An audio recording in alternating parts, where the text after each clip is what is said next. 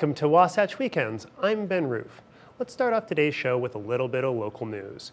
The Historic Park City Alliance is hosting their first ever Main Street Blast-Off today. It's going to be a wonderful event filled with free giveaways, some dining specials, and other unique events. Now, on to today's show. We've got a great show in store for you today with first Tracy Miller. She's going to show us a delicious recipe for breakfast, a nice breakfast frittata. And then Liz is going to talk to the host of a survival show, Alone, that's hosted on the History Channel. And then finally, we're going to wrap up the show with a small town story from Park City's Chamber of Commerce. But first, let's take a look at the local weather. This weather report is brought to you by Sun and Ski Sports, your new mountain sports headquarters.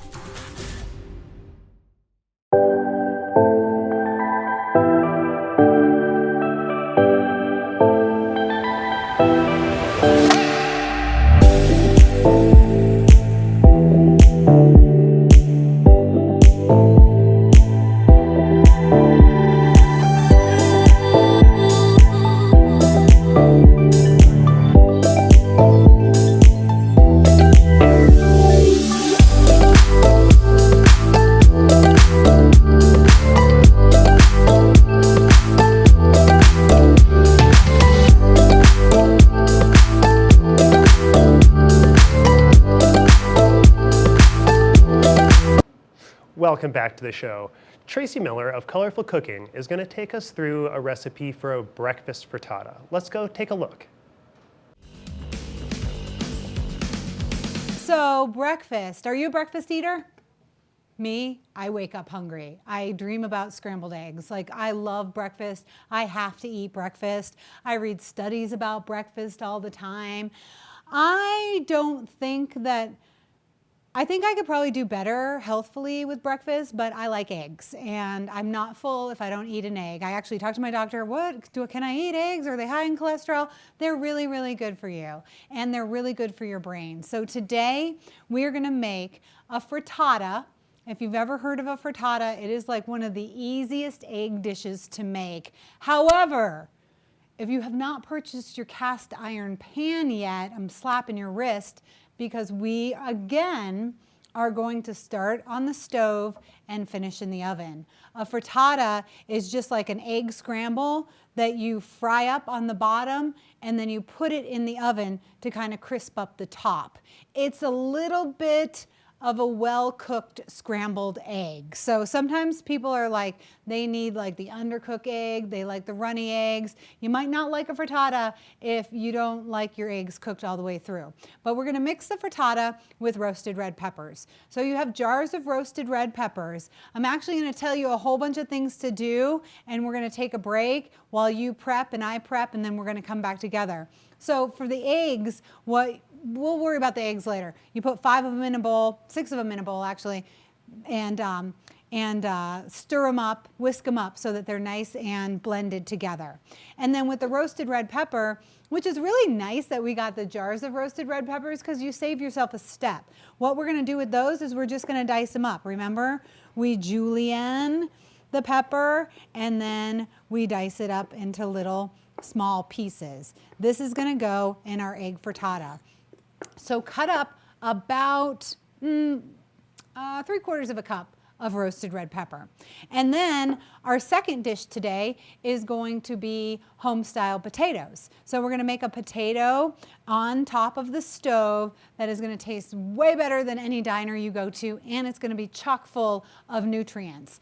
We're gonna start with our mirepoix. It's a combination of onions, carrot, and celery. And that's how we are gonna start. We're gonna put a lot of veggies into our potatoes. So make sure you cut up the proper amount of onions, celery, and carrots for your mirepoix. And then I'd like you to cut up your potatoes. So first of all, peel your potato.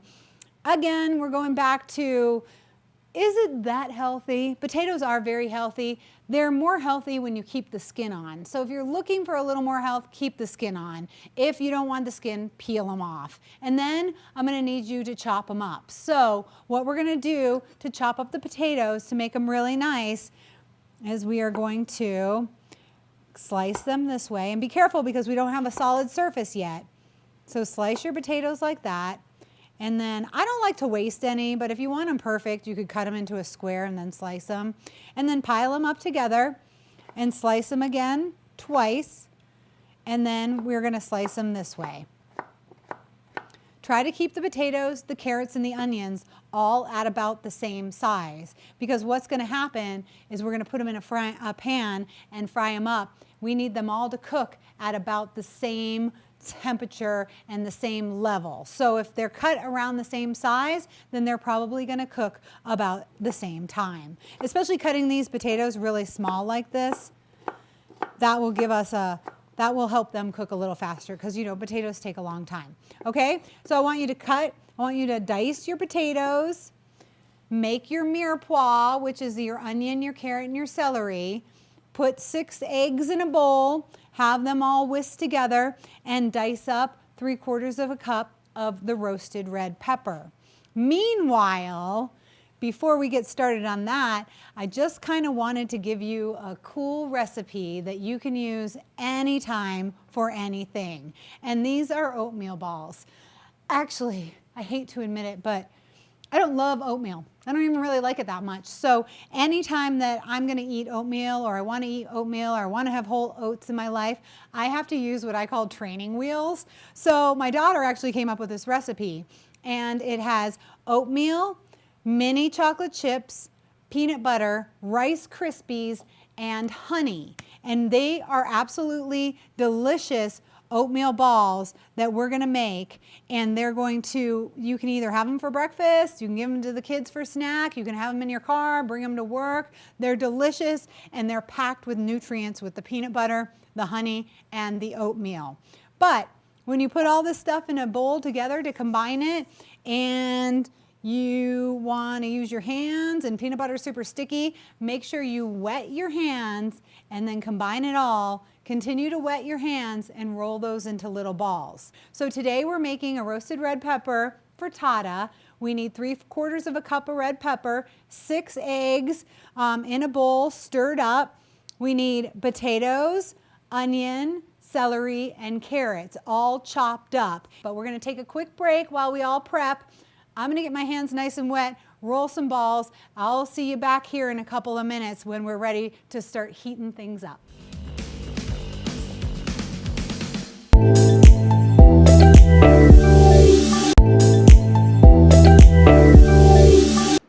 Welcome back to the show. Tracy's still working on that breakfast frittata, so let's go take a look on how her progress is going.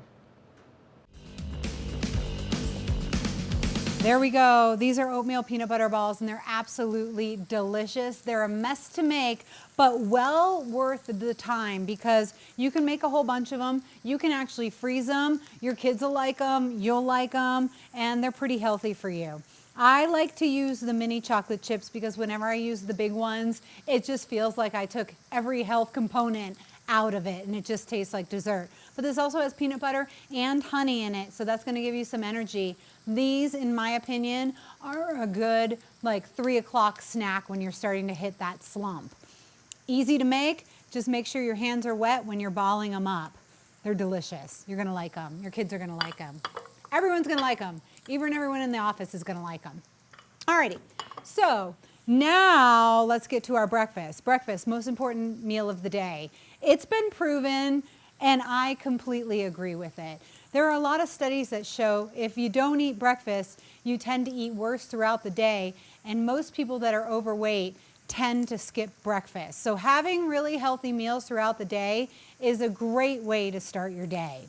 We have our mirepoix, which we've talked about now a couple of times.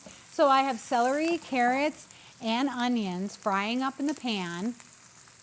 I kind of started them a little bit earlier than the potatoes, because those carrots, they can really take a little bit of time. And now this might seem a little peculiar to you in breakfast potatoes, but the more veggies you add to start your day, the more full you're going to feel. Like carrots are they're going to start to fill you up. So don't forget to season as you go. I have my salt and pepper mixture right here, and all I like to do is just kind of sprinkle it on as we go. We're building flavor profiles as we go. This is sauteed in olive oil. So olive oil is going to be the oil. Once again, we're gonna use today. Olive oil doesn't particularly like a high heat, but when you have some veggies in there, it really can handle it pretty well. So now I'm gonna add my diced up potatoes, and I'm gonna spread them all around my pan because I want everything to be spread out nice and evenly so it all starts to cook really nicely. Now this dish probably takes about 20 to 30 minutes to cook just because all of these vegetables are kind of root vegetables, so they take a little bit longer. So just put them in here, pat them down with your hand if you're brave. Don't forget, we're putting cold potatoes into a warm pan, so if you're not already cranked up, you can crank it up a little bit and keep an eye on it. We're also gonna season it once again with our salt and pepper mixture. So season as we go. Now what's gonna happen here is all those vegetables are gonna start to cook and they're gonna secrete their juices. So their juices are gonna come out and that's gonna kind of boil the vegetables. We don't want that. We want that caramelization on these veggies at this point. So you want it to be over high heat and you wanna let them sit for like 5 minutes before you move them around because we want them to get that crisp. Then we'll start moving them around and their natural juices will keep them moist enough to cook. So you really don't need that much olive oil. I put about a tablespoon on the bottom of the pan and that's all you need. All right, moving on to our frittata. This is one of those recipes like if you're super hungry or you're coming back from church on Sunday and you need food immediately, this is one of the fastest egg dishes you can make. Cast iron pan or a pan that you can take from the stove to the oven. So what we're gonna do now is warm this cast iron pan up. I'm gonna get it nice and hot. And a frittata is gonna be just pretty much an egg bake. We're gonna start it here so the bottom gets kind of fried up. Then we're gonna finish it in the oven. Again, it is a really, really quick meal to make. So we have our roasted red peppers that are already diced. And these roasted red peppers that you get in the can or the jar, they're excellent. They save you a ton of time. You can add them to so many things. But if you have a can of them and you have some left over, do not put the can in your refrigerator. Make sure you take those roasted red peppers out of the can, put them in a clean jar or a Tupperware. Don't store things in the cans that you've already opened because they can really grow a lot of bacteria and not be healthy. So if you get a big can of something, this usually happens to me with refried beans. I'll eat like half of it and then the next half I just want to put saran wrap over it and put it in the oven, in the refrigerator. Don't do that. Take it out of your can and store it in something else. That's gonna increase the shelf life. And then it can last like a week or two in your fridge. So use them up, add them to a salad, add them to your scrambled eggs, add them to your pizza or your sauces or anything like that. Okay, my pan is starting to warm up. I have 6 eggs and now I always want to say I'm going to scramble them, but I'm not scrambling them because there's no heat on them. So I'm just going to whisk them around. If you have a whisk, that's a nice thing to use. I don't add any cream or anything. I just do straight up egg because it's super healthy for you. And I add some cheese, straight up egg and cheese because it's really delicious. Okay, so this is going to be a thin frittata. That's nice. Make sure you really give this a stir. Like even maybe see some bubbles so that you know everything is mixed up because you don't want to put that in your pan and then have like one big hunk of egg yolk or something like that. Okay, my pan is pretty hot. I'm definitely gonna feel the sizzle when I get in there. I have olive oil, so heart healthy olive oil. Doesn't want a real high heat, is really good for you and has a decently mellow flavor. We're gonna coat the pan in olive oil and I'm gonna make sure I spread that all around because we want this egg to come out of the pan. That's like the real trick right there. We want the egg to come out of the pan. All right, you can feel that it's getting warmed up a little bit. My roasted red peppers are cold. And so I'm gonna put them in the pan first so they warm up. And I'm gonna spread them all over the pan.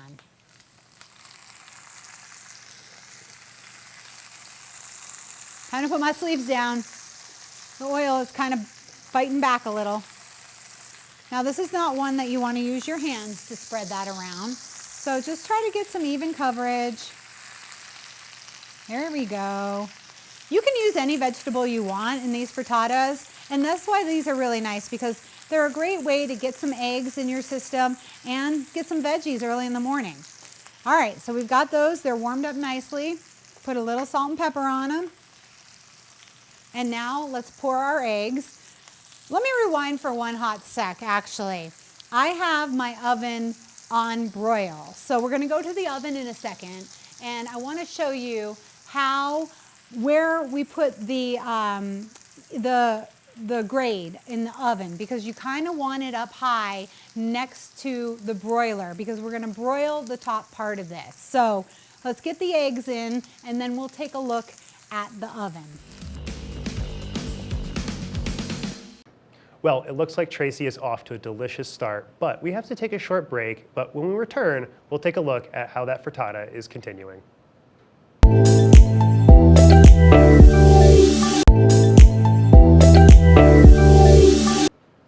Welcome back to the show. One of our other hosts, Liz, had the opportunity to speak to a contestant on the show Alone, which is returning for its 10th season.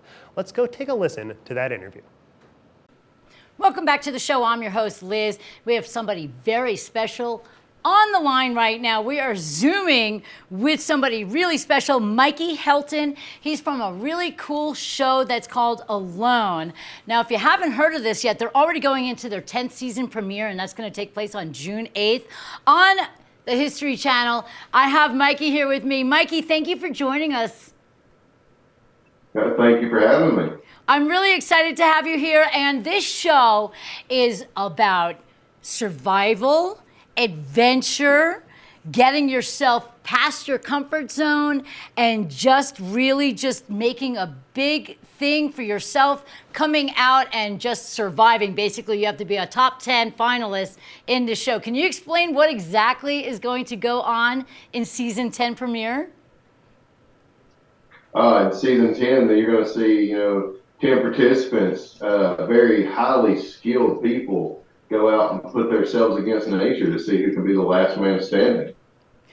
Wow, and you say last man standing, what happens to all the other people? Well, everybody gets a tap out button. If at any point in time you think that you've pushed yourself as far as you can go, you can hit the tap out button. That's how they thin down. Gotcha. Well, I can see if I was going to be part of this show, the second we opened the TV and I took a sip of water, I would tap out, because this is crazy. These people have to deal with different weather, a lot of different animals, like the wildlife, and so many things like the terrain and everything like that. Let us know where you're going to drop all these people off. We actually get dropped off in northern Saskatchewan. It's a completely different area than I've ever been before. It's actually very, very unique in my life, What are the most dangerous animals that people might encounter during this program in Saskatchewan? Now, a lot of people might tell you that, the black bear or the wolves or something like that is going to be the most dangerous animal you can find out there. But to be completely honest, the most dangerous animal out there is a bull moose. Bull moose in rut is probably the most dangerous animal in North America. Okay, see, I thought the most dangerous animal would be the humans, but I think that's super cool. Moose are beautiful and majestic, but they are incredibly dangerous. What can they do to a person? They could actually, they would ram into you. They just hitting you with the antlers or stomping on you. That could cause some serious damage. If it didn't break bones, it could kill you. Wow, okay, that's time to tap out, I guess, in that part. I have to ask you a question, Mikey. You grew up in Georgia, and it seems like I had to check out your history a little bit, and it seems like you grew up already as a survivalist. You did not have running water, you did not have electricity, and you basically learned how to hunt and fish and survive basically as a young child? Yes, ma'am. Spent most of my childhood into my adult life living in and off the wilderness. Nature has always provided for me in one way or another, and as I grew up, the skills that were taught to me as a child, I just kind of honed those in. a lot of people have asked, how do you go out there and you give up, electricity, and how do you give up, TV and a hot bath and so on and so forth. And, I've had practice in it. When you don't have running water and, you don't have a hot bath every day. You don't have electricity, you don't have a refrigerator, you have to learn how to preserve your food. You have to go out and find the berries, especially around here, we have blackberries and muscadine and stuff like that. You have to hunt. We have the whitetails and raccoons and all the animals that live around here. So basically, I've had a lot of practice even before this show had ever existed, living like that. Okay, so some people might see it as a hardship or something like that. I think that you view this as something that you learned as a child and you brought up exceptional skills now into your adulthood. But now look at you. Who would have ever known you would have parlayed all of your experience as a kid growing up and all of your survivalist activities that you had to do in real life. Look what it's parlayed into, your own television program series and just a lot of interest. And I know that you have gone into even further extensive interests like creating natural medicines and everything like that. So did you ever expect all of this survivalist instincts that you have to turn into such an amazing career? Oh no, I never actually had thought about it. It was just something that I did, It was something I was taught as a child. I grew up owning those skills, and it was more of a way of life for me. Me and my family, we hunt, we fish, we make our own natural medicines, we preserve our own food still to this day. Well, that's incredible. That you brought that up as a child, I learned all these things, and into my teens and my early adult life, I had a lot of resentment for it. And looking back now, it was just another step on the path to being on the Alone Show and being here with you today. Well, I'm happy that you're here with me today, and I know that you have a beautiful family that are watching and everybody else who is watching. I'm really excited about season 10. It's premiering Thursday, right? June 8th, and that's going to be at 9 p.m. Central. Now, let me ask you a question, Mikey. Behind you, it looks like a TV show, Dexter. What is all that? Are they traps and knives and all those survivalist equipment? What do you got going on over there? And where's the bubble wrap? Yeah, I kind of threw together a little shrine here. Let me see if I can point some of this out. This is a conibear trap. Oh. It was the opposite one. I have a few here. These are leg hold traps here. These are some arrows that I actually built on my YouTube channel, the Carving Caveman, if you wanted to check that out. This is some yucca cordage that I've made. These are a couple of my knives. This is my everyday carry knife right here. Nice. This is my hatchet, my hand axe. And above me, the main piece here is my bow.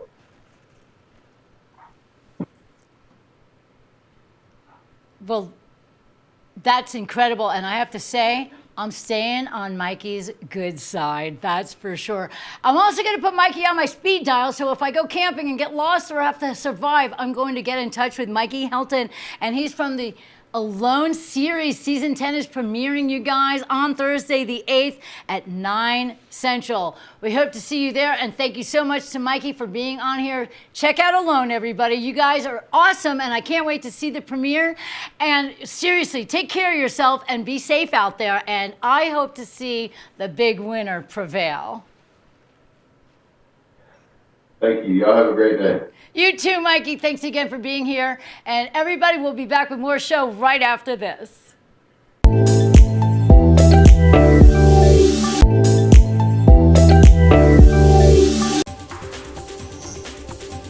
This weather report is brought to you by Sun and Ski Sports, your new mountain sports headquarters.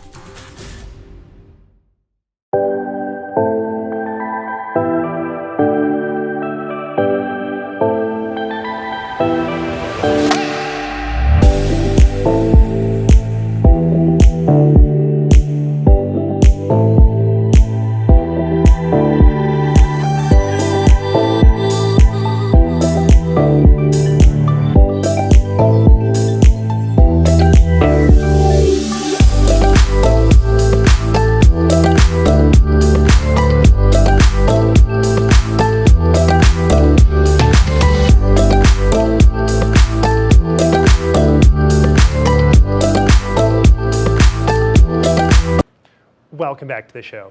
Tracy is still working on that breakfast frittata. It's looking better and better by the minute. So let's go take a look on how she finishes it up. Oh, those look like they're kind of starting to caramelize up pretty nicely. Here we go, pouring the eggs in. Eggs are nice because they're runny and they can they'll do their own thing. All right, make sure you get nice coverage. You're gonna see them.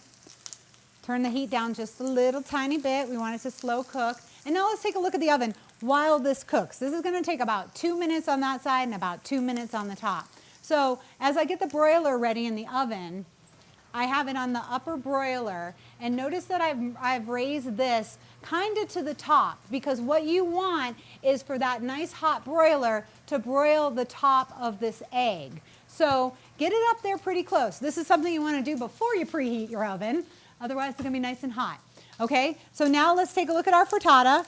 This is looking pretty good. I'm going to salt and pepper it again because we flavor as we go. And so you can see some of these pieces are starting to get more cooked than others. So let's just give it another sec. Still needs to cook a little bit. I like to make little holes in my egg sometimes. Should be over a medium heat. All right, we're gonna let that cook a little bit. Make sure it's on. You know, one of the things that you learn your stovetop. Every stovetop is different and you figure out yours. But one of the things is that there's certain parts of burners that are warmer than others. So I can tell that the top part is warmer than the bottom part because that part is not even starting to cook. So in the case of that, with this quick frittata, I'm just gonna roll it around. I mean, you get to know your stuff, right?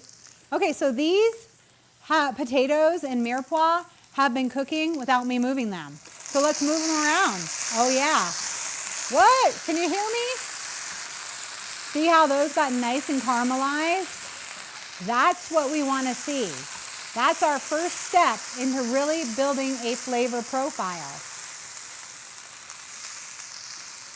Now we're going to spread them out again.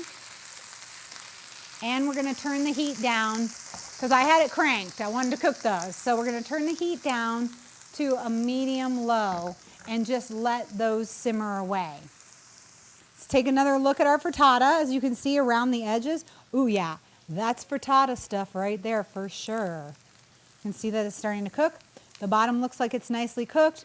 I'm gonna move around some red peppers just in case they, you know, when you pour something liquid in there, it kind of tends to shift things. But this looks good to me. And it looks like it's time to pop it in the oven. The frittata, which is just eggs and red pepper, has cooked on the bottom. I kind of like to make a cheesy top, so I'm going to take my cheddar cheese, shredded, and I'm going to cover the top. So this is going to brown up a little bit and give it kind of a crust. And like I was saying, like if you like those scrambled eggs with lots of cream and, you know, cream cheese so they're light and fluffy, this is going to be a different kind of style for you. All right, I'm turning that off, opening my oven because my cast iron pan is wicked heavy. Sorry, I'm from New England. I have to say wicked every once in a while. Pop this in. This is something you want to keep your eye on. It's a quick process. And it's going to be hot. All right, so we're going to keep our eye on that. Get rid of this. Stir up these potatoes a little bit more.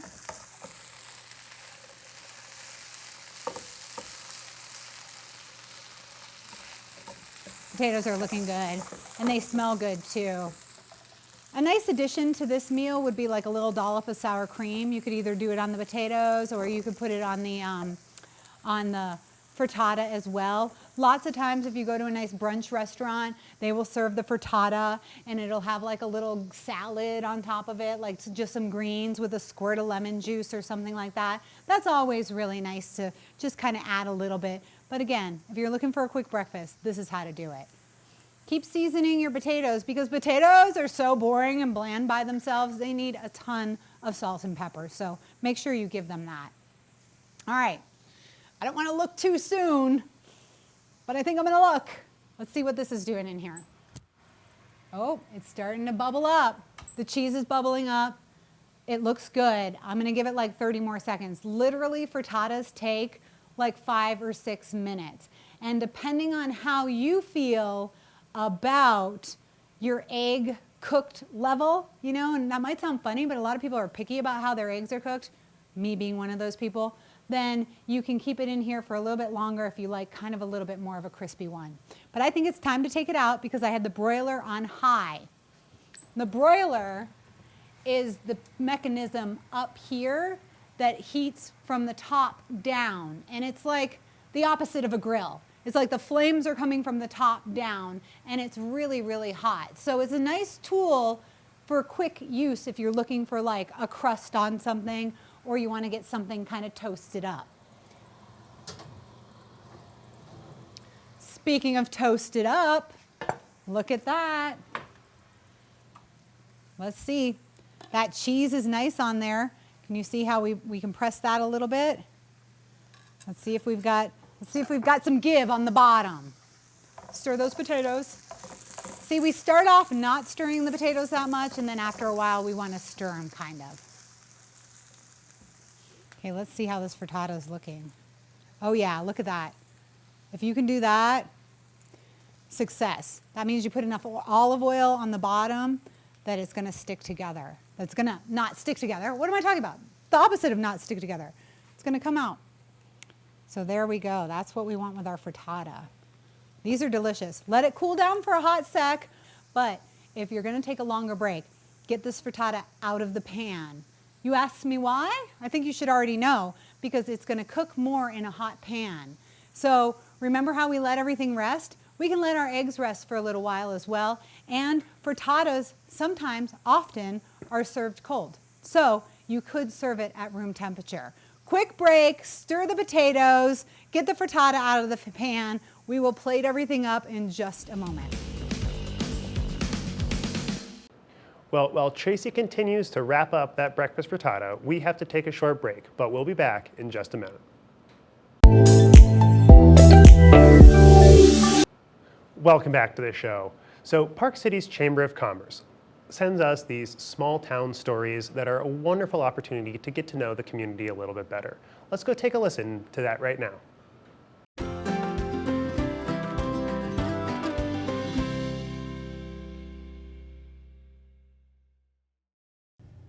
Welcome into Small Town Stories, presented by the Park City Chamber. I'm joined along right now by Revis Jordan, aka Rev, out of Posh Management. And Rev, thank you so much for talking to us today. Thank you for having us. We are Really super happy to be able to talk to you. You have so many things going on, but specifically we want to talk a little bit about Posh Management and what you do. Could you give a quick overview really quick? Yeah, so, well, first, Posh Management Group is a management company on the hospitality side, and we specialize in concierge experience and management. And how I got into it was I moved here to Park City, Utah some years ago, and I got into hospitality. And once I got into hospitality, I really started understanding that my military skills ran into that a lot when it comes to calming guests down, leading a team. And, after kind of mastering that a little more, I thought I'd start my own company. And the reason why I started a management group is because I didn't want to really put myself in a box. Anyone who knows me, I love to do any and everything. Where I come from, we didn't have really opportunity. So, I have opportunity to create as much opportunity as I can. So that's something that I wanted to do with Posh Management Group. And you do so many things. You wear so many hats. What kind of things does Posh manage? Who are some of the clients that you work with? We have, hotel clients. We have restaurant clients. MBA clients, so you name it. We have clients that come to us to help with their products, to tap into our network. So the list can be very extensive from the things that, I'm able to do. What specifically inspired you? You said you moved here to Park City, but what specifically inspired you to do this? As far as Posh Management Group? Yes. What inspired me to really start Posh was, again, I really realized that I had a lot of skill set. In the corporate world, you can't really get, what you're worth, if you will. And I mean that, just in full transparency. I had all these skills from the military, and I just found that I wasn't getting, I couldn't find my worth in that. So I wanted to have something that I knew what I was doing. I knew my worth, and that I could give people real results. So I came up with Posh Management Group, and it took me about 3 years to really try to figure it out. I mean, coming from starting a business on your own, and kind of really understanding the ropes of that, using my mentors to guide me, was a big process in that as well. I'm also aware that it wasn't always easy for you. I know when you actually got here to Park City, you were actually homeless. Is that correct? Yeah. I moved to Utah in 2011, and I was homeless. I contacted the Veteran Society and let them know that I was a homeless veteran, and they, right that day, they put me into a homeless shelter in Ogden, Utah. Something that I wasn't, I've never. I've never been in a homeless shelter, so it was very different coming from, 10 years of stability, and, getting out of my career, medical discharge, retiring early, and now having to find my way around. So, it was a very huge challenge, but it's made me who I am today. Absolutely.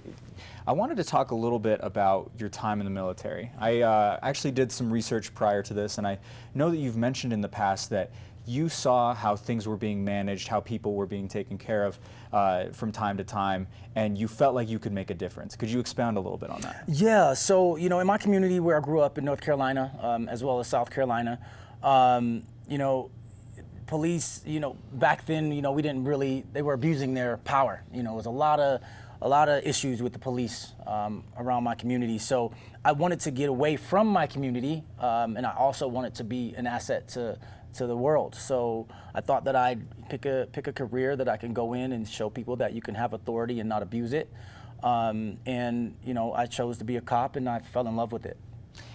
You're now a part of the Chamber of Commerce board. Is that correct? Is that the correct board title? of directors. And what kind of a journey has it been like just to get to that point? Yeah, well, I sat on a couple committees with the Chamber. I've been a member of the Chamber for some years. I've had a mentor, Chris Eggleton, really incredible individual in town. And he kind of always been, pushing me to the limits, as far as challenging me to different things, So Park City Chamber was one of those, and then once I got into it to really understand the impact that I could bring to the community, that's when I really wanted to get that seat. So about 3 years ago, I started applying for the Chamber, and this year was my third, and I got elected, and I'm so thankful for the businesses that chose myself. And I take my seat here in the next couple of weeks, and I'm excited, super excited. What kind of responsibilities will be entailed in that? Well, what we are responsible for is really just helping the community, the businesses and employees, visitors as well, just really showcasing, what this beautiful location is. Go ahead. I'm sorry, no, go ahead. Go ahead. Yeah, but again, like I was saying, really just showcasing what the community is and a great place and great destination that we have. So myself, I'll be able to bring my experience from the military, also help with diversity and inclusion as well, kind of, showcase the world from my eyes, and also close that gap, right? And make sure that we're having the right managers and the right employees, making sure they're getting the right training, and and I think it's incredible to be able to be a part of the community and kind of assisting, just continually push that needle to make it better. It seems very much so that there's a lot of change that you want to make. What are some of the big long-term goals that you have for yourself, for Posh Management, but also for the board? For myself, it's really just to keep sharpening my tools. I'm a person that loves to learn. I love to continue to grow. I don't think that there's ever a place that you can get where you feel like you've learned enough or you've been, successful at a certain level. So I just want to continue to push myself to do better. And then as far as Posh Management Group, I want to be the company that people come to. Honestly, I want to be the company that people come to, one, for knowledge and starting their own business. Two, for understanding that they're going to get a great experience when it comes to Posh. And three, to really continue to elevate companies and that come to us and help them with their products or their guest experience.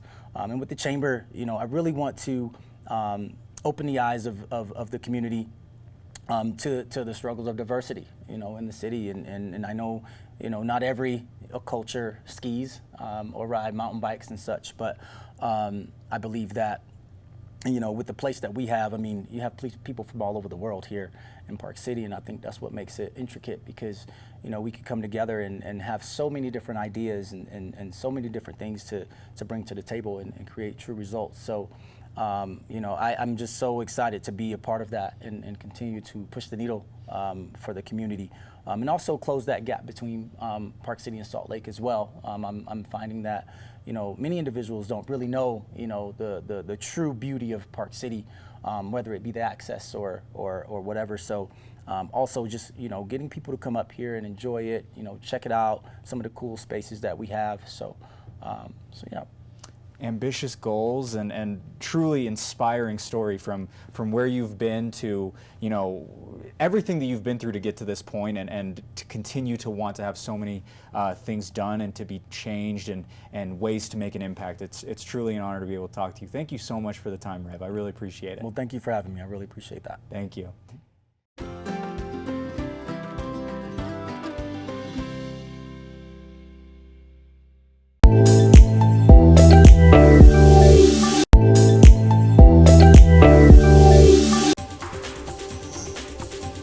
This weather report is brought to you by Sun and Ski Sports, your new mountain sports headquarters.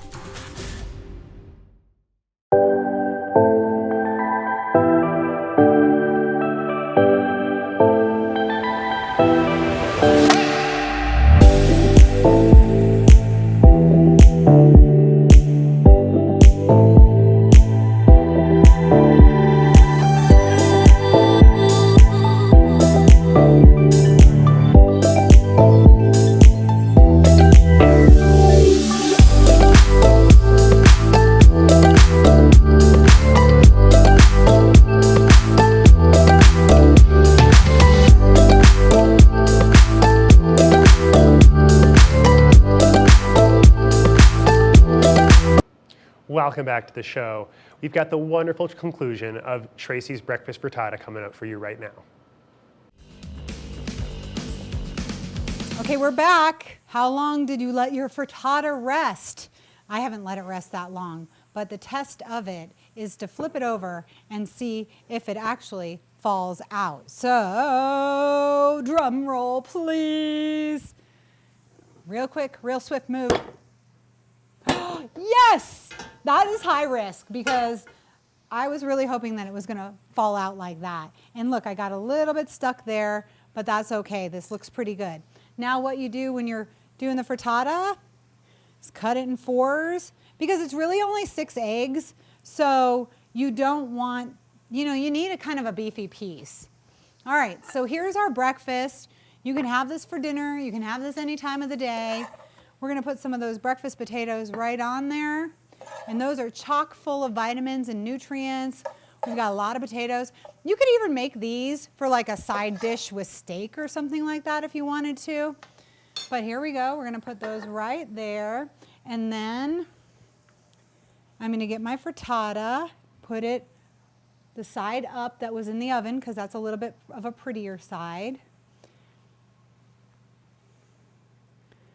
We'll put 2 of them on there because I'm a big eater. And then let's get a little dessert ball on there too. Here we go. This is your super simple breakfast.